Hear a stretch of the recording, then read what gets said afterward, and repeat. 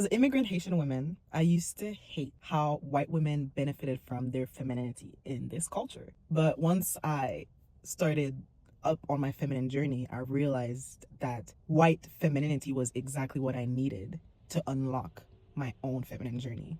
I'm Lauren, and this is Leadership in the Feminine, where I teach women how to benefit from their God given femininity. I grew up in mostly white or non-black, non-African spaces, schools, and it was difficult for me to see the white girls or the Hispanic girls, the Asian girls get more attention from the boys simply because of how they looked. Boys would talk about the long hair and the lashes and the nice skin, and I was so resentful because I did not look like them.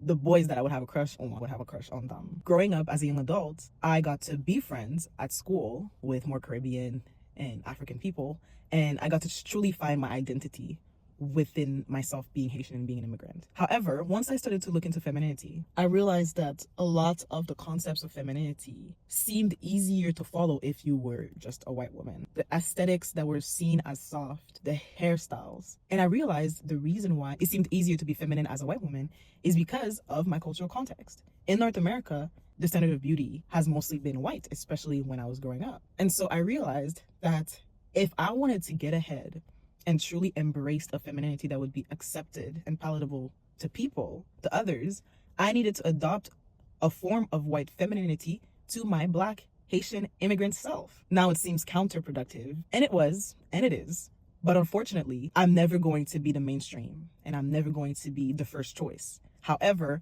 I can help myself in being those things by adopting some aspects of the mainstream, of the standard, to myself.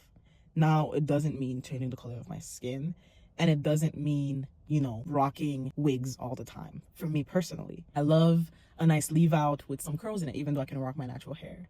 But doing those things helps me be a bit of a chameleon and fit in where I want to fit in, stand out when I want to stand out. And other times, child, it's going to be the curls and it's going to be the personality that I grew up with, which is a bit more loud or whatever, that is not perceived as feminine in this culture. In the end, as a Black immigrant Haitian woman, I get to pick and choose how I'm perceived by others and how I carry myself. And I decide to do the things that will get me ahead and give me the most privilege. Privilege matters in this culture and society. It's a bit delusional to think that I can be my full Haitian Black immigrant self and be accepted in certain spaces.